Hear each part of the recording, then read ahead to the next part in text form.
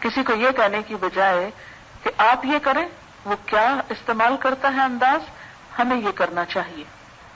ظاہر ہے کہ وہ بتانے والا خود کو الگ تو نہیں کر سکتا، اس پر بھی کوئی ذمہ داری ہے جو سننے والوں پر ہے. مثلا اگر میں یہاں بیٹھ کر قرآن کی تفسیر کرتے ہوئے آپ سے کہوں کہ نماز پڑھیں، تو بجائے اس کے کہ میں یہ کہوں کہ آپ نماز پڑھا کریں، مجھے کیا کہنا چاہیے؟ ہم سب کو نماز پڑھنی چاہیے، اس لیے کہ نماز جتنی آپ کے لیے اہم ہے اتنی ہی میرے لیے اہم ہے. اور دوسروں کو سکھانے والا خود کو بھی بیچ میں شریک کر کے سکھائے، اور ہر حکم دوسروں سے پہلے اپنی ذات کے لیے بھی لے، تبھی اس کی تبلیغ میں اثر پذیری ہوگی، اور وہی قابل قبول ہے. رہی وہ باتیں خواہ کتنی نیکی اور ثواب کی ہو، جو دوسروں کو تو بتاتے رہے اور خود کچھ نہ کر کے دیں، تو اس بتانے کا بھی ثواب نہیں ہوگا پھر. ہاں یہ الگ بات ہے کہ ایک فائدہ ہوتا ہے کہ دوسروں کو بتاتے رہنے سے انسان ایک دن خود بھی عمل شروع کر ہی دیتا ہے. اب جب بتانے لگے تو خود کو دوسروں سے الگ نہ کریں، خود کو بیچ میں شامل کریں. اور پھر یہاں کیا ہے کہ کیا انداز استعمال کیا گیا؟ وَإِنَّا أَوْ إِيَّاكُمْ لَعَلَىٰ هُدًى أَوْ فِي ضَلَالٍ مُّبِينٍ، کہ ہم میں سے اور تم میں سے کوئی ایک ہی ہدایت پر ہو سکتا ہے، یا پھر ہماری بات درست ہوگی یا تمہاری. اب غور کرنے کے لیے چھوڑ دیا گیا. سوچو کس کی؟ کیا اس کی جو اللہ کا رزق کھا کر اللہ کی ناشکری کرے، یا اس کی جو اللہ کی نعمتیں استعمال کر کے اللہ کی طرف جانے کی بات کرے؟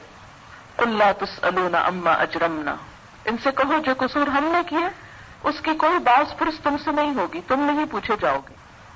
دراصل اس جملے میں یہ میسج کنوے کیا جا رہا ہے. اس سے کیا پتہ چلتا ہے کہ تبلیغ کرتے وقت بہت حکمت کے ساتھ نپے تلے مفید جملے استعمال کرنے چاہیے، ڈائریکٹ دوسروں کے اوپر اٹیک نہیں کرنا چاہیے. قُلْ يَجْمَعُ بَيْنَنَا رَبُّنَا ثُمَّ يَفْتَحُ بَيْنَنَا بِالْحَقِّ وَهُوَ الْفَتَّاحُ الْعَلِيمُ، کہو ہمارا رب ہم کو جمع کرے گا، پھر ہمارے درمیان ٹھیک ٹھیک فیصلہ کر دے گا. وہ ایسا زبردست حاکم ہے جو سب کچھ جانتا ہے. یعنی دنیا میں اگر کسی کے حق کو باطل پر ہونے، ہدایت یا گمراہی پر ہونے کا فیصلہ نہیں ہو سکتا یا نہیں ہو رہا، یا کھلی طرح کوئی فیصلہ سامنے نہیں تم محسوس کر رہے، تو پھر ایک دن ایسا آئے گا کہ جس وقت یہ بالکل کھل جائے گا کہ کون حق پر تھا اور کون باطل پر تھا. اور اس وقت یہ بھی فیصلہ ہو جائے گا کہ ہم نے تم پر حق واضح کرنے کے لیے کیا کچھ کیا، اور تم نے ضد میں آ کر ہماری مخالفت کی کیسی کیسی کوشش کی. یجمع بیننا ربنا سے ایک بات یہ بھی پتہ چلتی کہ ہم تم سب اکٹھے ہوں گے، وہاں سب پتہ چل جائے گا کہ کون کیا کرتا رہا. ہم بھی تمہارا انجام دیکھ لیں گے اور تم ہمارا دیکھ لینا. ایک طرح سے انڈائریکٹلی چیلنج پہ چیلنج ہے، جھنجھوڑا جا رہا ہے کہ ہوش میں آؤ، صرف ضد کی وجہ سے حق کا انکار مت کرو. قل ارونی، کہہ دیجئے دکھاؤ مجھ کو، الذین الحقتم بہ شرکاء، کون ہے وہ ہستیاں جنہیں تم نے اس کے ساتھ شریک لگا رکھا ہے. الحق تم ملا دیا. الحاق کیا ہوتا ہے؟ ایک چیز کو دوسرے کے پیچھے لگا دینا، اس کے ساتھ ملا دینا. کہاں وہ ہستیاں جن کو تم نے اللہ کے ساتھ ملا دیا؟ یہ اشرک تم ہی کی طرح ہے. کلا، ہرگز نہیں، کوئی نہیں اس کا شریک ہو سکتا.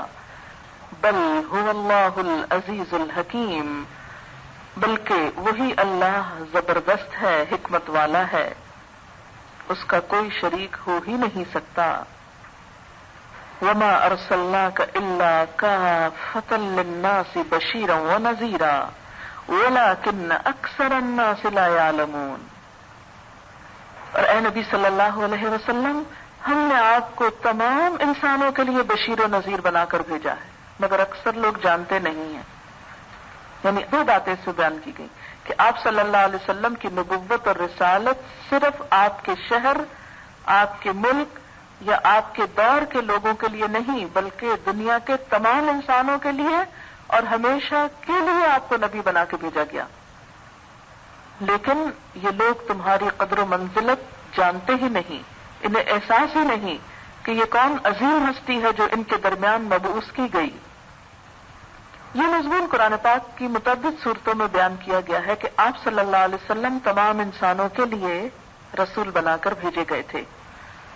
مثلا سورۃ الانعام میں وَأُوحِيَ إِلَيَّ هَذَا الْقُرْآنُ لِأُنذِرَكُم بِهِ وَمَن بَلَغَ، میری طرف یہ قرآن وحی کیا گیا تاکہ اس کے ذریعے سے میں تم کو متنبہ کروں اور ہر اس شخص کو جسے یہ پہنچے.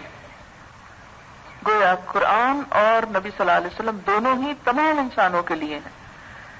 سورۃ الاعراف میں آتا ہے قُلْ يَا أَيُّهَا النَّاسُ إِنِّي رَسُولُ اللَّهِ إِلَيْكُمْ جَمِيعًا، اے نبی صلی اللہ علیہ وسلم کہہ دیجئے کہ اے انسانوں میں تم سب کی طرف اللہ کا رسول ہوں.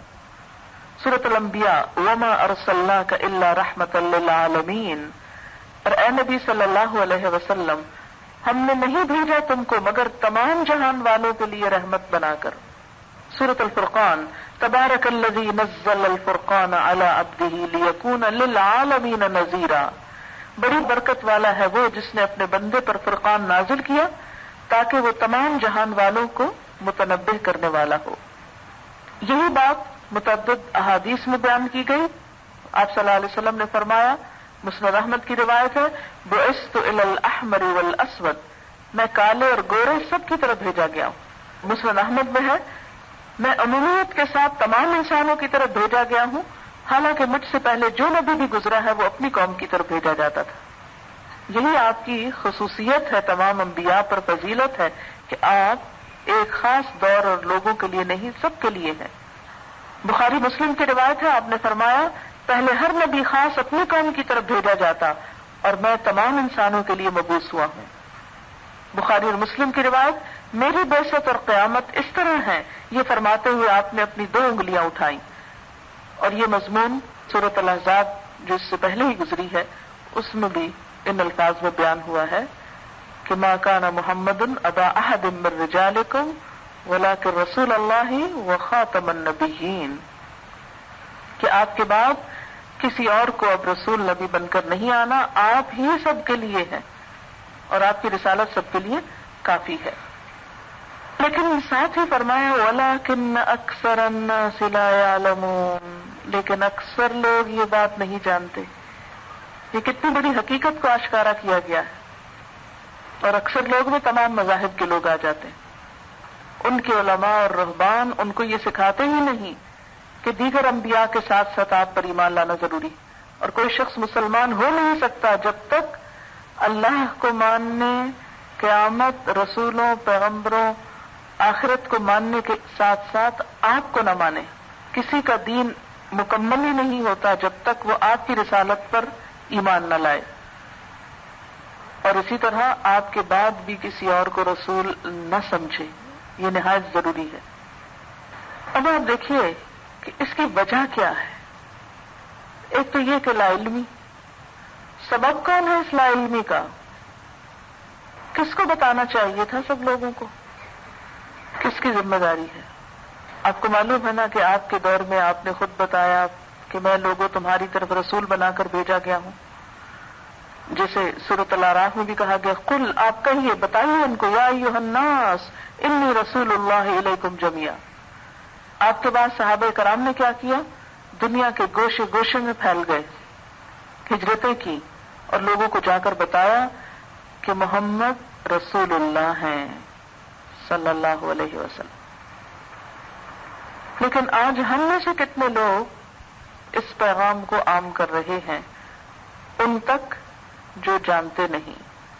وَلَكِنَّ أَكْثَرَ النَّاسِ لَا يَعْلَمُونَ، ایسے ہی دنیا سے چلے جاتے ہیں آپ کو پہچانے بغیر، حالانکہ آپ محسن انسانیت ہیں، سب کے لیے باعث رحمت ہیں. کسی بھی قوم کے پاس اتنا بڑا لیڈر ہو، اتنا بڑا ہیرو ہو، اتنی بڑی شخصیت ہو اور پھر وہ اس سے غافل ہو جائے، ایسی قوم بھلا ترقی کب کر سکتی؟ آگے کیسے بڑھ سکتی؟ کہ جس کے پاس بے مثال انسان ہو، جس کی سیرت کا ایک ایک پہلو ظاہر و باطن کا آج تک ہمارے پاس صحیح احادیث اور قرآن پاک کی شکل میں موجود ہو، اور پھر اس سے غفلت برتی جائے. اور وہ کہتے ہیں یہ وعدہ کب پورا ہوگا؟ قیامت کب آئے گی؟ ان کنتم صادقین، اگر تم سچے ہو. قل لکم میعاد یوم تستأخرون عنہ ساعۃ ولا تستقدمون، کہو تمہارے لیے ایک ایسے دن کی میعاد مقرر ہے جس کے آنے میں نہ ایک گھڑی بھر کی تاخیر تم کر سکتے ہو اور نہ گھڑی بھر پہلے اسے لا سکتے ہو. یعنی اس کا ایک وقت مقرر ہے، وہ جب ہی آئے گی. تمہاری بے چینی اور پریشانی سے وہ جلدی نہیں آ سکتی اور تمہارے ٹالنے سے وہ لیٹ نہیں ہو سکتی. اس لیے بار بار اس کے مطالبے کی ضرورت نہیں. یہ بالکل ایسے نا جیسے آپ بچوں کو اگر کہیں لے جائیں اور سفر ہو 4-5 گھنٹے کا تو وہ تھوڑی دیر کے بعد کیا پوچھنے لگتے ہیں؟ کب آئے گا؟ جہاز میں ہو، گاڑی میں ہو، کہیں ہو، کب آئے گا؟ پہلے گھر سے شور مچاتے جلدی چلیں اور جب چلنے لگتے کہتے کب آئے گا؟ تو یہ بچگانا سوال ہے نا کہ بیٹھے ہیں، گاڑی چل رہی ہے، جہاز دوڑ رہا ہے اور بار بار ایک ہی سوال ہے کب پہنچے گا، کب آئے گا؟ تو اس وقت آپ اس سوال کا جواب کیا دیتے ہیں؟ بھئی جب آنا ہوگا آ جائے گا، جب فاصلہ ختم ہوگا، وقت مقرر آئے گا، جگہ مقرر آئے گی تو بس آ جائے گی، اس سے پہلے کچھ نہیں ہو سکتا، چپ کر کے بیٹھو. یا یہ کہ آپ سنی انسنی کر دیتے ہیں ایسے سوالوں کا، اچھا یہ بچوں کی عادت ہے بولتے رہے. تو جب ایسے ہی بچگانا سوال بڑے کرنے لگے کہ قیامت کس تاریخ کو آئے گی، کب آئے گی؟ بھئی آئے گی. ایک شخص نے آ کے آپ سے پوچھا تو آپ نے فرمایا تم بتاؤ تم نے اس کے لیے تیاری کیا کر رکھی؟ یہ پوچھنے کی بجائے کہ وہ آئے گی کب، یہ بتاؤ تم نے تیار کیا کیا اس دن کے لیے. تو یہ ایک غیر سنجیدہ سوال ہے کہ وہ کب آئے گی. ہمارا دھیان اس پر ہونا چاہیے کہ اس دن کے لیے ہمارے پاس ہے کیا. وقال الذین کفروا، اور یہ کافر کہتے ہیں لن نؤمن بہذا القرآن، ہرگز ہم نہ مانیں گے اس قرآن کو. ولا بالذی بین یدیہ، اور نہ کسی ایسی چیز کو جس سے پہلے آ چکی، یعنی کسی بھی کتاب کو نہیں مانیں گے. ایسے ہی لوگوں کو پھر کافر کہا جاتا ہے جو آسمانی کتابوں میں سے کسی ایک کو بھی نہ مانے یا کسی ایک کو نہ مانے. ایسے لوگوں کا حال کیا ہوگا؟ وَلَوْ تَرَىٰ إِذِ الظَّالِمُونَ مَوْقُوفُونَ عِندَ رَبِّهِمْ، کاش تم دیکھو ان کا حال اس وقت جب یہ ظالم اپنے رب کے حضور کھڑے ہوں گے. کیا کریں گے کھڑے ہو کر؟ يَرْجِعُ بَعْضُهُمْ إِلَىٰ بَعْضٍ الْقَوْلِ، اس وقت یہ ایک دوسرے پر بات ڈالیں گے، پلٹائیں گے، یعنی الزام دھریں گے، ایک دوسرے کو بلیم کریں گے. یقول الذین استضعفوا للذین استکبروا لولا انتم لکنا مؤمنین، جو لوگ دنیا میں دبا کے رکھے گئے تھے، کمزور بنا کے رکھے گئے تھے، وہ بڑے بننے والوں سے کہیں گے اگر تم نہ ہوتے تو ہم مومن ہوتے، تم ہی ہماری گمراہی کا سبب بنے ہو. یہاں پر آپ دیکھیے کہ آیت کے پہلے حصے میں آسمانی کتابوں کا انکار ہے، اس کی بات کی گئی. آسمانی کتابیں دراصل کیا ہیں؟ مثلاً قرآن کیا ہے؟ ہدی للمتقین، ہدایت کا ذریعہ ہے، رہنمائی کا ذریعہ ہے، ایک طرح سے خاموش لیڈر ہے ہماری یہ کتاب. جب لوگ اصل لیڈر کو نہیں جانتے، جیسے پیچھے گزر چکا کہ نبی صلی اللہ علیہ وسلم کے بارے میں اکثر نہیں جانتے، پھر آپ کی لائی ہوئی کتاب کو نہیں جانتے، اس سے لا علم ہے، غافل ہے، تو لامحالہ طور پر وہ اپنے لیے کوئی اور لیڈر تجویز کر لیتے ہیں. انسان ایک کمزور مخلوق ہے، اس کے اندر ایک خواہش ہوتی ہے، تڑپ ہوتی ہے کہ وہ کسی ایسے کو چاہے، کسی ایسے پر اعتماد کرے، کسی ایسے کا سہارا لے جو اس کی مشکلات حل کر سکے، جو اس کے دکھ بانٹ سکے، جو اس کے کام آ سکے. بچے ماں باپ کو جب زیادہ چھوٹے ہوتے ہیں کیوں زیادہ چاہتے ہیں؟ اس لیے کہ ان کو پتہ ہے کہ ہماری ساری مشکلیں پریشانیاں یہاں حل ہوتی، اس لیے ان کو چاہتے ہیں، ان کی بات بھی مانتے ہیں. جب انڈیپینڈنٹ ہو جاتے ہیں، بڑے ہو جاتے ہیں، تو چاہت بھی کم ہو جاتی ہے اور بات بھی کم مانی جاتی ہے، پھر وہ مقام کوئی اور لے لیتا ہے.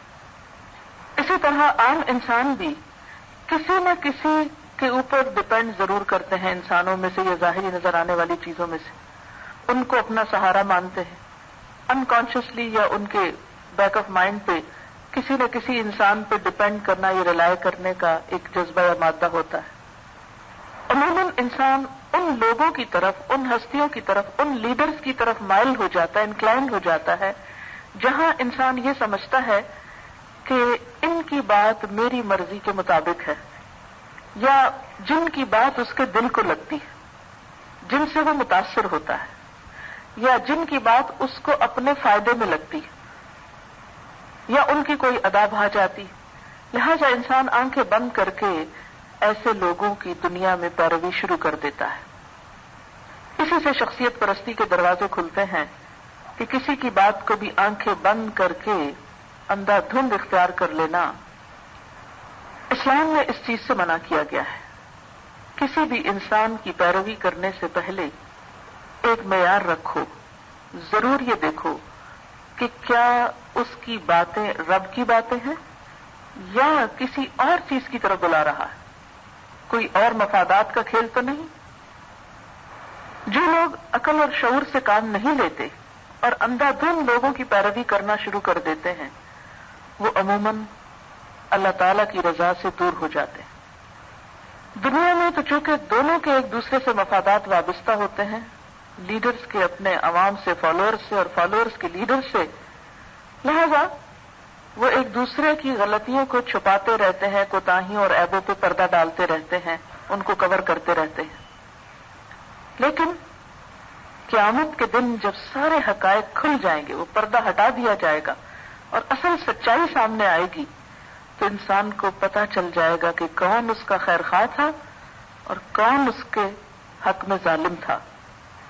تو یہی لوگ جو آج دنیا میں اپنے لیڈروں، سرداروں اور بڑوں کے پیچھے آنکھیں بند کر کے چلتے ہیں اور ان کے خلاف کسی خیر خواہ اور ہمدرد کی کوئی بات سننے کو تیار نہیں ہوتے، قیامت کے دن انہی لیڈرز کو، انہی بڑوں کو، جب ان کی حقیقت کھل جائے گی کہ یہ کس قدر فریبی لوگ تھے، یہ سب اپنے مفادات کا کھیل تھا اور ہماری کوئی خیر خواہی نہیں تھی اس میں، تو انہی لیڈرز کو گالیاں دینے لگیں گے، انہی کو مورد الزام ٹھہرائیں گے، انہی کو برا بھلا کہیں گے، چیخ چیخ کے کہیں گے کم وقتو تم نے ہم کو کس تباہی میں لا کھڑا کیا کہ ہم تمہارے پیچھے چلتے رہے اور اللہ اور اس کے رسول کی پکار کچھ اور ہی تھی، تم نہ بہکاتے تو ہم سیدھی راہ پہ چلتے، ہم رسولوں کی بات مان لیتے، ہم قرآن کو اپنا رہنما بناتے۔ ایسے میں وہ جو بڑے تھے وہ الزام خود کے اوپر نہیں لیں گے، ان کی اس بات کو قبول نہیں کریں گے، حالانکہ دنیا میں ایسا ہوتا رہا، لیکن وہ اس سے بری ذمہ ہونے کی کوشش کریں گے، اپنے فالوورز کو ڈسون کریں گے۔ قال الذين استكبروا للذين استضعفوا أنحن صددناكم عن الهدى بعد إذ جاءكم بل كنتم مجرمين۔ وہ بڑے بننے والے ان دبے ہوئے لوگوں کو جواب دیں گے، کیا ہم نے تمہیں اس ہدایت سے روکا تھا جو تمہارے پاس آئی تھی؟ ہم نے کب تم کو منع کیا تھا کہ تم قرآن نہ پڑھو یا تم اپنے رسول کو نہ مانو؟ نہیں، بلکہ تم خود مجرم تھے، کیونکہ تمہارا اپنا ہی دل نہ تھا ہدایت کی طرف جانے کو، اس لیے تم نے اصل راہ چھوڑ کر اس راستے کو اپنایا جو تمہاری خواہشات کے مطابق تھا، اور وہ راستہ تمہیں ہمارے پاس آ کے ملا، ہم تمہاری خواہشات کو پورا کرنے کے قابل تھے، لہذا تم ہماری نہیں دراصل اپنی ہی خواہشات کی پیروی کر رہے تھے۔ وقال الذين استضعفوا للذين استكبروا بل مكر الليل والنهار إذ تأمروننا أن نكفر بالله ونجعل له أندادا۔ وہ دبے ہوئے لوگ ان بڑے بننے والوں سے کہیں گے، نہیں بلکہ شب و روز کی مکاری تھی، یہ سب چال بازیاں تھی، فریب کاری تھی، جب تم ہم سے کہتے تھے کہ ہم اللہ سے کفر کریں اور دوسروں کو اس کا ہمسر ٹھہرائیں۔ یعنی الزام تراشی کے باوجود پھر دونوں ہی شرمندہ ہوں گے، لیکن زبان سے ظاہر نہ کریں گے، وَأَسَرُّ النَّدَامَ، اور دل میں ندامت چھپائیں گے، ایک دوسرے کو بلیم کرتے جائیں گے لیکن اندر سے ٹوٹ رہے ہوں گے، شرمندگی چھا رہی ہوگی۔ کب؟ لما رأوا العذاب، جب عذاب سامنے دیکھیں گے۔ وجعلنا الاغلال فی اعناق الذین کفروا، اور ہم ان منکرین کے گلوں میں توق ڈال دیں گے، بیڑیاں ڈال دیں گے، زنجیریں ڈال دیں گے۔ گلے میں جو ہوتا ہے وہ توق ہوتا ہے، زنجیریں پاؤں میں ہوتی ہیں، اگرچہ اغلال ہی اس کے لیے بھی استعمال ہوتا ہے۔ هل یجزون الا ما كانوا يعملون، کیا لوگوں کو اس کے سوا اور کوئی بدلہ دیا جا سکتا ہے کہ جیسے اعمال ان کے تھے ویسی ہی جزا پائیں؟ تو اس سے کیا پتہ چلتا ہے کہ دنیا میں انسان کو عقل سوچ سمجھ سے کام لینا چاہیے، آنکھیں بند کر کے کسی کی تابعداری نہیں کرنی چاہیے۔ اندھی عقیدت اور اندھی محبت کا اسلام میں کوئی تصور نہیں، نہ کسی بلائنڈ فیتھ کا ہے، نہ بلائنڈ لو کا ہے، نہ کسی اور چیز کا ہے۔ اللہ نے انسان کو آنکھیں دے کر، دماغ دے کر، دل دے کر پیدا کیا ہے، اپنی عقل استعمال کرے اور سب سے بڑھ کر اپنے خالق کا حق پہچانے۔ کسی کی بڑائی بھی اگر دل میں ہے تو دل کو کھنگالے اور اپنے بھلے کے لیے سوچے کہ اس کی بڑائی کو تسلیم کرنا، اس کو بڑا ماننا، اس کی پیروی کرنا۔ کیونکہ ہوتا پتہ کیا مشکل یہ ہے کہ انسان جب کسی کو بڑا مان لیتا ہے نا، پھر آنکھیں بند کر کے اس کی پیروی شروع کر دیتا ہے۔ ویسے بھی انسان کیا چاہتا ہے، خود اس کو کچھ نہ سوچنا پڑے، کچھ نہ کرنا پڑے، پکی پکائی کھیر ہو، کسی کی انگلی پکڑوں بس کو پار لگا دے، وہ خود نہ مجھے کچھ کرنا پڑے۔ کام چوری ہے نا ہر معاملے میں، تو دین کے معاملے میں بھی کیا، خود میں کہاں سے اب عبادت کروں، اطاعت کروں، ان بڑوں کو مان لیں گے یہ ہم کو بھی پار کروا دیں گے۔ نہیں، لقد خلقنا الانسان فی کبد، ہم نے انسان کو مشقت میں پیدا کیا۔ اللہ نے 2 ہاتھ دیے کام کو، یہ ساری طاقت دی کسی مقصد کے لیے، کھیل کود کے لیے نہیں کہ تم دنیا میں انجوائے کرتے رہو اور جب دین کا معاملہ ہے تو بڑوں پہ ڈیپینڈ کر کے ان کے حوالے کر دو کہ ہم تو فلاں کے ماننے والے ہیں، وہ ہم کو چھڑا لیں گے۔ کیونکہ پیچھے شفاعت کی بات بھی اسی لیے رد کی گئی نا کہ ایسی کوئی سفارش نہیں کہ تم غلط کام کرو اور کسی انسان پہ ڈیپینڈ کر کے آ جاؤ کہ وہ چھڑائے گا تم کو، نہیں۔ اب دیکھیے کہ اگر آپ عام معاشرے کے اندر دین کے بارے میں باتیں سنیں تو وہ اسی قسم کی گفتگو نہیں ہوتی۔ ایک دوسرے کو کہہ رہے ہوتے ہیں کہ اچھا تم جنت میں جانے سے پہلے ہم کو نہ بھولنا، ہم کو بھی ساتھ پکڑ لے جانا، ہم تمہارا پلو پکڑ لیں گے، ہم تمہارے انگلی پکڑ لیں گے۔ یہ سب باتیں ہیں دنیا میں کرنے کی، ان کی حقیقت کچھ نہیں جب تک خود پاس نہ ہو۔ کیا ایسا کبھی ہوا کہ کسی کرکٹ میچ کو دیکھنے کے لیے آپ کسی اسٹیڈیم میں جا رہے ہیں اور آپ کے پاس اپنا ٹکٹ نہیں اور اپنا پاس نہیں اور آپ کہیں وہ جو ابا جا رہے ہیں میں ان کے پیچھے جا رہا ہوں؟ ایک دن کا بچہ بھی ہو تو جہاز میں بیٹھنے کے لیے ٹکٹ خریدنا پڑتا ہے اس کا، کہ آپ اپنی سیٹ پہ بیٹھیں اور اس کے لیے الگ ٹکٹ خریدیں۔ وہ کہ نہیں میں تو اس کے لیے سیٹ نہیں لے رہا، گود میں اٹھایا، نہیں پہلے آپ گود میں اٹھائیں، ٹکٹ لینا ہے آپ کو اس کے لیے۔ لیکن آخرت کا معاملہ ہم نے دوسروں پہ ڈال رکھا ہے، دوسرے ہمارے حصے کے کام کر دیں گے۔ کیسے کر دیں گے؟ جب تک خود نہ کھائیں بھوک کیسے مٹتی ہے؟ اپنے حصے کا دوسروں کو کھلا دیا کریں اور کہا کریں کہ انہوں نے کھا لیا ہم نے کھا لیا، بات ہو گئی برابر۔ نہیں، اللہ کی اطاعت اور بندگی کا معاملہ کھانے پینے سے بھی کہیں اہم ہے، کرکٹ میچ کے ٹکٹ سے پاس سے بھی زیادہ اہم ہے۔ جب تک خود اپنے لیے کچھ نہ کیا، صرف دوسروں پہ بھروسہ کر کے اور دوسروں کے عمل پہ ٹیک لگا کے جنت میں نہیں پہنچا جا سکتا۔ اور پھر یہ جو ہے نا بل مکر اللیل والنہار، یہ دن رات کی مکاری تھی، یعنی رات دن ہمیں گمراہ کرنے پہ تلے ہوئے تھے، یہ مراد ہے اس سے۔ رات دن کی مکاری یعنی کچھ گمراہی رات کے وقت اور کچھ دن کے وقت۔ ورنہ یہ ہے کہ کسی لیڈر کے پاس کوئی طاقت نہیں کہ لوگوں کو زبردستی ہدایت سے روک سکے، یہ انسان کی اپنی کمزوری ہوتی ہے جو دوسروں پہ ڈالتا ہے۔ بہرحال کوئی بھی امتحان میں فیل ہونے والا اگر یہ کہے کہ ٹیچر آپ اچھا پڑھاتی نہیں تھی اس لیے امتحان میں فیل ہو گیا ہوں، تو کہیں بھی آپ یہ شکایت لگا کر پاس نہیں ہو سکتے۔ اگر ٹیچر اچھا نہیں پڑھاتے تھے کہیں اور جا کے پڑھتے، لیکن پڑھنا تو ضروری تھا۔ اگر ایک ماحول میں تم اللہ کی اطاعت نہیں کر سکتے تو کہیں اور جاتے، وہ اطاعت تو ضروری تھی۔ اگر ایک شخص تم کو گمراہ کر رہا تھا تو تم کوئی اور طریقہ سوچتے۔ لیکن جب تک انسان آزاد ہے، مکلف ہے، مسئول ہے، پوچھا جائے گا۔ اور آپ دیکھیے کہ ایسے لوگ جو دنیا میں دوسروں کی غلامی کی بیڑیاں پہن کے رکھتے ہیں، قیامت کے دن پھر ان کی سزا بھی ویسی ہی ہوگی، ان کے گلوں میں توق ڈال دیے جائیں گے۔ توق غلامی کی علامت ہے نا، قید ہونے کی علامت ہے۔ دنیا میں تم نے خود کو دوسروں کے حوالے کیا آج جہنم کی زنجیروں کے حوالے ہو رہے ہو. اور یہ ان کے لیے بدلہ ہے کس چیز کا؟ جو وہ کرتے رہے.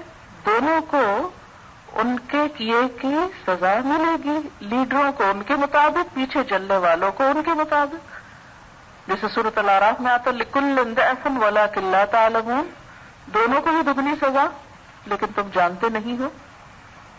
وَمَا أَرْسَلْنَا فِي قَرْيَةٍ مِّن نَّذِيرٍ إِلَّا قَالَ مُتْرَفُوهَا إِنَّا بِمَا أُرْسِلْتُم بِهِ كَافِرُونَ.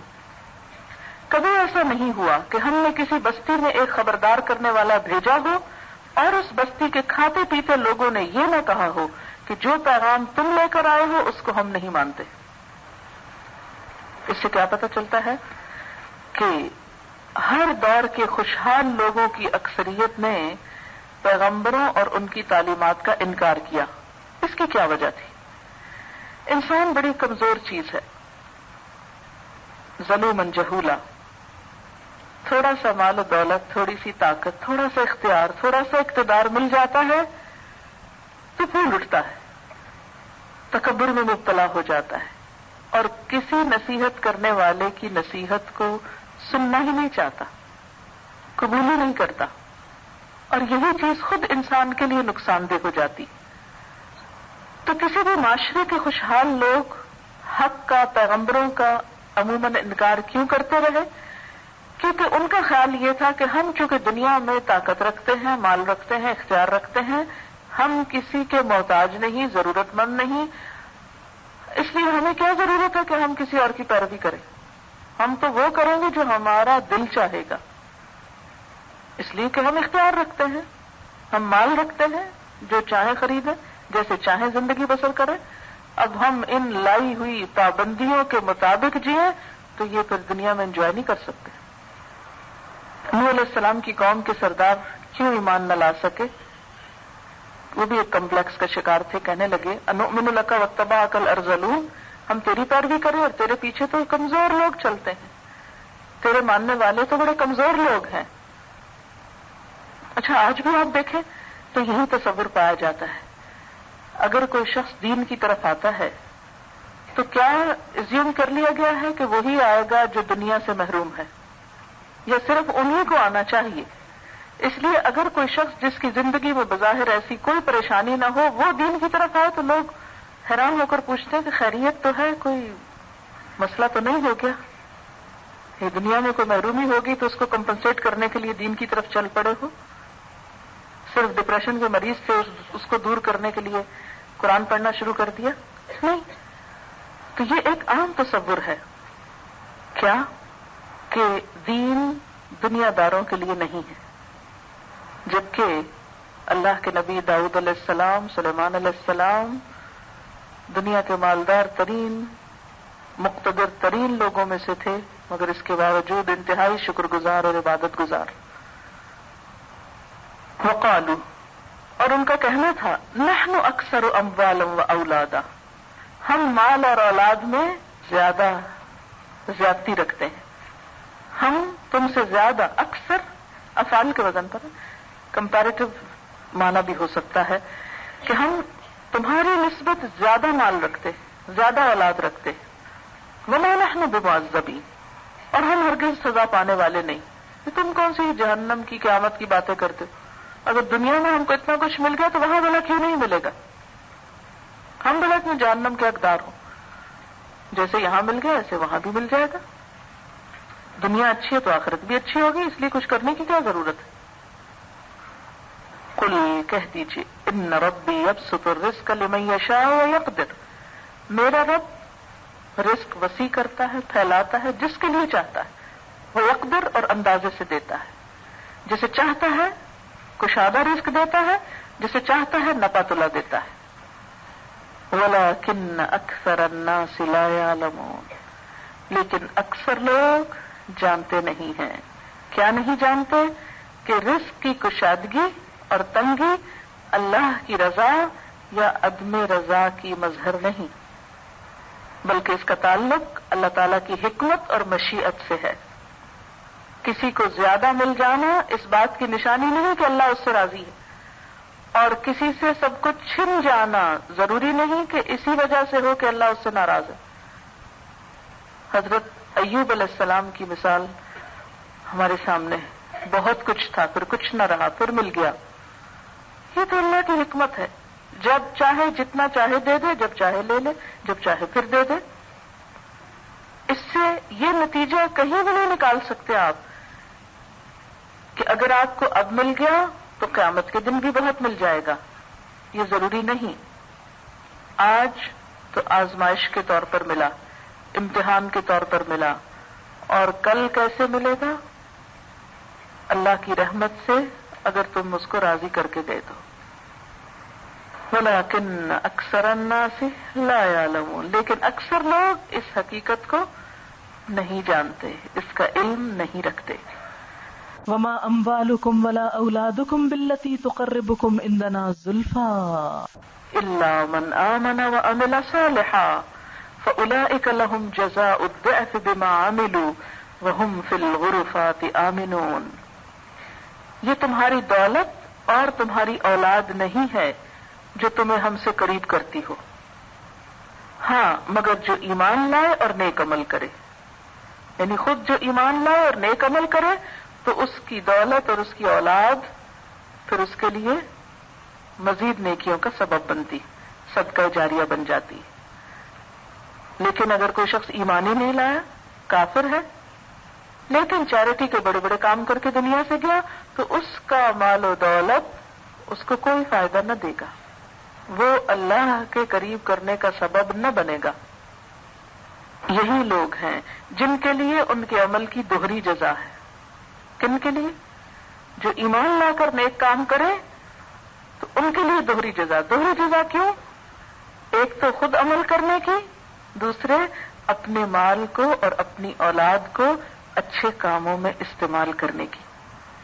اپنے کیے کا بدلہ بھی پائیں گے اور اولاد کی شکل میں اور مال کو خیر کے کاموں میں لگا کر دنیا میں چھوڑ جانے کی شکل میں جو صدقہ جاریہ ہوگا اس کی جزا بھی پائیں گے. فَأُولَٰئِكَ لَهُمْ جَزَاءُ الضِّعْفِ، ایسے لوگوں کے لیے دگنی جزا. دگنی سے مراد صرف یہ نہیں کہ ایک کے بدلے میں 2، 10 گنا، 7 گنا، 700 گنا، 70 گنا، یہ جتنا اللہ چاہے بڑھا دے. کیوں؟ بما عملوا، جو انہوں نے عمل کیے. جیسے کہ حدیث میں آتا ہے، آپ صلی اللہ علیہ وسلم نے فرمایا، اللہ تمہاری شکلیں اور مال نہیں دیکھتا، وہ تو تمہارے دلوں اور اعمال کو دیکھتا ہے. وَهُمْ فِي الْغُرُفَاتِ آمِنُونَ، اور وہ بلند و بالا عمارتوں میں اطمینان سے رہیں گے، اونچی اونچی عمارتوں میں امن سے رہیں گے. اس سے کیا پتہ چلتا ہے کہ جنت میں بلند درجے ہیں. ہماری ایک اسٹوڈنٹ تھی تو کہتی ہے کہ جب خود سے ترجمہ پڑھا تو میں اس آیت پر پہنچ کر ٹٹک گئی کہ اس میں آخر ایسی کیا بات ہے جس کا ذکر کیا گیا. دنیا میں بھی فلیٹوں میں رہتے ہیں اور جنت میں بھی اگر فلیٹ سسٹم ہی ہے تو کیا فائدہ ایسی جنت کا. تو بات یہ ہے کہ یہاں فلیٹ سسٹم کی بات نہیں کی گئی کہ فی الغرفات آمنون، وہ بلند و بالا جگہوں پر رہ رہے ہوں گے. یہ جو بلند و بالا جگہوں کی بات ہے یہ 2-3 طرح سے. ایک تو بلند درجوں کی بات ہے، جنت میں 100 درجے ہیں، اور درجے سے مراد کیا ہوتا ہے؟ جیسے مثال کے طور پر آپ کسی 5 اسٹار ہوٹل میں جاتے ہیں تو ایک فرسٹ فلور ہے، پھر سیکنڈ ہے، پھر تھرڈ ہے، پھر اوپر 20th فلور ہے مثلا. اب دیکھیں کہ اگر آپ کو سین یا ویو انجوائے کرنا ہے تو آپ کیا پریفر کریں گے؟ اوپر جا کے رہنا، ٹاپ فلور پہ. وہاں سے جو سینری نظر آتی ہے وہ فرسٹ فلور پر نیچے نہیں نظر آتی. اس کا یہ مطلب نہیں کہ اگر کسی کو بلند بالا جگہ ملی اور مقام ملے تو وہ نیچے رہ ہی نہیں سکتا، اس کو اوپر ہی ٹانگ دیا جائے گا. ایسی مشکل نہیں. جب دل چاہے نیچے گھومے پھرے، جب دل چاہے اوپر جا کے نظارے کرے. اگر آپ کو کبھی کسی پہاڑ پہ جانے کا اتفاق ہوا ہو تو پہاڑ پہ کھڑے ہو کے جو اللہ کی قدرت نظر آتی ہے، آس پاس کی خوبصورتی، وہ کسی وادی میں نیچے کھڑے ہو کے نہیں آتی. یہ نیچے سے پہاڑ کی چوٹی دیکھ کے وہ لطف نہیں آتا جو چوٹی سے نیچے دیکھ کے اور آس پاس دیکھ کے لطف آتا. دور دور تک کسی بھی شہر، کسی بھی علاقے کا جو دور سے ویو ہوتا ہے. مثلا آپ جہاز پہ جا رہے ہیں تو نیچے سے جو شہر نظر آتا ہے اس کی جو خوبصورتی ہوتی ہے وہ شہر کی انہیں گلیوں میں گزر کے نہیں ہوتی. تو یہ بلندی کبھی بھی ناپسندیدہ نہیں رہی. یہاں اللہ تعالیٰ بلند جگہوں کا ذکر فرما رہے ہیں انسان کی اس حس کی تسکین کے لیے جو آنکھوں کی لذت کے لیے بھی ضروری ہے. آپ نے دیکھا کہ بار بار قرآن پاک میں جنت کی صفت بیان ہوتی ہے تجری من تحتها الانہار. خاص طور پر بلندی سے پانی کا نظارہ جو ہے، انہار کا نظارہ بہت خوبصورت ہوتا ہے. تو وہ انہار من تحتها ہے، تو اگر وہ انہار تحت ہے تو یہ بلندی پر ہوں گے. نبی صلی اللہ علیہ وسلم نے بھی فرمایا جنت میں ایسے بالا خانے ہیں جن کا ظاہر باطن سے اور باطن ظاہر سے نظر آتا ہے. اس سے کیا مطلب ہے کہ اندر جائیں تو سب کچھ باہر کا نظر آتا ہے، باہر کھڑے ہوں تو سب کچھ اندر کا نظر آتا ہے. کیا ہوگا پھر لگا ہوا وہاں پورے کا پورا شیشہ ہی ایسا ہو سکتا ہے نا کہ جس سے باہر کا اندر اور اندر کا باہر نظر آئے. ہم سمجھتے ہیں کہ آج ہم نے ایسی بلڈنگز بنا کے بڑا کمال کیا ہے اور اس میں سارا شیشہ نہیں ہوتا، بس وہ تھوڑا سا گلاس ہوتا ہے، باہر کو نظر آتا ہے. ایسی عمارتیں کتنی خوبصورت نظر آتی ہیں نا کہ پوری گلاس کی ہوتی. ایک آرادی نے کہا یہ کس کے لیے ہے؟ وہ پوچھنے لگے یہ ہے کس کی؟ اگر ایسی عمارتیں ہیں، آپ نے فرمایا جو نرم کلام کرے. یہ جگہ اس کو ملے گی جو نرمی سے بات کرے، کھانا کھلائے اور اکثر روزے رکھے اور لوگوں کی نیند کے وقت نماز پڑھے، تہجد. یہ ان کے لیے نرم کلامی کرے، کھانا کھلائے، کثرت سے روزے رکھے اور لوگوں کی نیند کے وقت تہجد پڑھے جب اور سو رہے ہوں آس پاس. کیونکہ جب سارے یہ کام کر رہے ہوتے ہیں نا، مثلا رمضان کی راتوں میں سب تراویح پڑھ رہے ہیں، آپ بھی پڑھ رہے ہیں، بڑا آسان کام ہو گیا نا، سہولت ہو جاتی ہے. یہ سب اٹھے ہوئے ہیں تو آپ بھی اٹھے ہوئے شغل میں. لیکن جب سب سو رہے ہیں تو اس وقت اٹھنا تو بہت ہی مشکل لگتا ہے کہ لو اب ہم اکیلے اٹھے، سبھی مزے کی نیند سو رہے ہیں، ایک ایک کو دیکھ کے حسرت ہو رہی. آج بھی سب سو رہے ہیں، تو اسی لیے تو ابھی سے آپ بلند بالا خانے میں بیٹھے ہوئے ہیں. آج بھی سب کو سوتا چھوڑ کے آئے. صحیح ہے. آپ کو بتاؤ میں بھی جس وقت چلی ہوں تو اس وقت سب دنیا سو رہی تھی، خاموشی تھی. تو مجھے پتا تھا کہ آج 5 فروری ہے، چھٹی ہے، اور لیکن یہ ہے کہ جنت کی راہیں بھی تو پھر محنت اور کوشش کا تقاضا کرتی. تو اس وقت کوئی کام کرنا جب کوئی نہ کر رہا ہو وہ نفس بھی بڑا گراں گزرتا ہے. اسی لیے اس کا اجر بہت ہے. کیونکہ جب سب کر رہے ہیں تو ہم بھی کر رہے ہیں کوئی کام، تو اس میں کیا ہوتا ہے فائدہ؟ دوسروں کی دیکھا دیکھی ہم کو بھی شے مل جاتی ہے. چلو ایک فیشن بن گیا، کر لو. وہ تو ایک نفس کی لذت ہونے لگتی ہے نا. اس کا یہ مطلب نہیں کہ پھر انسان وہ نیک کام نہ کرے کیونکہ سب کر رہے ہیں میں کیوں نیکی کروں. نہیں، وہ تو کرنا ہی ہے چاہے کوئی کرے یا نہ کرے. لیکن جنت کے بہترین بالا خانے ان لوگوں کے لیے ہیں جو ہر حال میں اللہ کی اطاعت پر راضی ہوں. والذین یسعون فی آیاتنا معاجزین اولئک فی العذاب محضرون. رہے وہ لوگ جو ہماری آیات کو نیچا دکھانے کے لیے دوڑ دھوپ کرتے ہیں تو وہ عذاب میں مبتلا ہوں گے، وہ عذاب میں حاضر کر لیے جائیں گے، سامنے لے آئے جائیں گے. آیات کو نیچا دکھانا کیا؟ قرآن کے احکام کے خلاف بھاگ دوڑ کرنا، محنت اور کوشش کرنا، اللہ تعالیٰ کے دین کو حقیر سمجھنا یا حقیر ثابت کرنا یا ان کا مقابلہ کرنا یا ان سے آگے بڑھنے کی کوشش کرنا، یا یہ کہ انسان یہ سمجھے کہ میں دین کو چھوڑ کر بہت عقل مند اور ترقی یافتہ ہو گیا، اور دین کے اوپر عمل کرنے میں اپنی تحقیر سمجھنا. کبھی انسان تھوڑی دیر کے لیے بھی غور کرے نا دین کے کسی حکم کو رد کرتے ہوئے، میں کس کی بات رد کر رہا ہوں، کس کی بات کو چھوڑ رہا ہوں، کس کی بات کو حقیر سمجھ رہا ہوں، اور کس سے ڈر رہا ہوں، اور کس کو بڑا سمجھتا ہوں. تو انسان کبھی اس کو رد نہ کرے.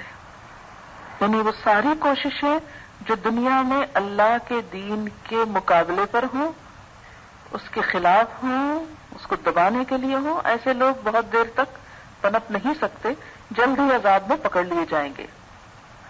قل ان ربی یبسط الرزق لمن یشاء من عباده ویقدر له. اے نبی صلی اللہ علیہ وسلم ان سے کہیے میرا رب اپنے بندوں میں سے جسے چاہتا ہے کھلا رزق دیتا ہے, جسے چاہتا ہے نپا تلا دیتا ہے. یہ بات اس کے فوراً بعد کیوں آئی؟ اس لیے کہ عملی طور پر ہم دیکھتے ہیں کہ جو لوگ جتنی دین کے خلاف باتیں کرتے ہیں, جتنا دین کا مذاق اڑاتے ہیں, عام طور پر وہ اتنے ہی زیادہ مالدار یا دنیا دار ہوتے ہیں, دنیا میں بڑی ترقی کرتے ہیں. اور وہ جو ایمانداری کے اوپر, سچائی کے اوپر قائم ہوتے ہیں, بظاہر وہ دنیا میں پیچھے پیچھے پیچھے دھکیل دیے جاتے ہیں. ہم سب جانتے ہیں کہ لوگوں کے اندر یہ تصور بہت پختہ ہے کہ دنیا میں ترقی کرنے کا راز کیا ہے. ہر قسم کا دھوکہ, فریب, فراڈ جائز کر لو اور سچائی کو جہاں دل چاہے چھوڑ دو, کیونکہ اگر سچائی پہ چلو گے تو کہاں کامیاب ہو سکتے. یہ کام تصور ہے معاشرے کے اندر. اور پھر مثالیں دی جاتی ہیں, وہ فلاں جو اتنا غلط کام کرتا ہے, دیکھو وہ کتنی عیاشی کر رہا ہے, اور ہم ساری زندگی سچ بول بول کے کہاں پڑے. کیا فائدہ ایسے سچ بولنے کا؟ خاص طور پر بچے ایسی باتیں بہت کرتے ہیں. اکثر لوگوں کو اس سے مشکل ہوتی ہے. کبھی انسان خود بھی سوچتا ہے, میں نے اللہ کی کوئی ایسی نافرمانی تو نہیں کی, پھر میری پکڑ کیوں ہو گئی؟ میں نے تو دل سے کبھی بھی اللہ تعالیٰ کے کسی حکم کو رد نہیں کرنا چاہا, تو میری کیا آزمائش ہو گئی؟ اور جو لوگ اتنی اتنی نافرمانیاں کرتے ہیں وہ ایسے ایسے دنیا میں عیش و عشرت کے ساتھ رہ رہے ہیں, سب حرام کاریوں کے باوجود ان کو بہت مل رہا ہے. فرمایا کہ یہ دنیا کی تقسیم اللہ کی اپنی حکمت پر مبنی ہے. وہ کافر کو بھی دیتا ہے, لیکن کس لیے؟ استدراج کے لیے, کہ آہستہ آہستہ پھر یہ اور بٹکے. اور کبھی مومن کو تنگ دست کر دیتا ہے, کس لیے؟ اجر و ثواب کے لیے. وما انفقتم من شیء فهو یخلفہ, اور جو کچھ بھی تم خرچ کرو گے, کوئی بھی چیز, وہ اس کے پیچھے اور لے آئے گا. سمندر کا پانی جب بھاپ بن کے اڑتا ہے تو اس میں کوئی کمی آتی؟ کیا ہوتا ہے؟ کچھ نکلتا جاتا ہے اور کچھ اور آتا جاتا ہے. اللہ کے راستے میں دینا, جیسا کہ نبی صلی اللہ علیہ وسلم نے قسم کھا کے فرمایا, صدقہ مال کو کم نہیں کرتا, صدقے سے مال نہیں کم ہوتا. اخلاف کا لفظ یہاں یخلفہ, اخلاف, ایک چیز کے جانے کے بعد دوسری چیز کو اس کا قائم مقام کر دینا. یعنی ایک چیز ہاتھ سے جائے گی تو اس کے بدلے میں کچھ اور لے آؤں گا, تم فکر نہ کرو, کسی چیز کے جانے کا غم نہ کرو. لِكَيْ لَا تَحْزَنُوا عَلَى مَا فَاتَكُمْ وَلَا مَا أَصَابَكُمْ, نہ غم کرو اس چیز پر جو تمہارے ہاتھ سے چلی گئی, کھو گئی, ختم ہو گئی. کیونکہ اللہ کیا کرتا ہے, پیچھے سے اور لے آتا ہے.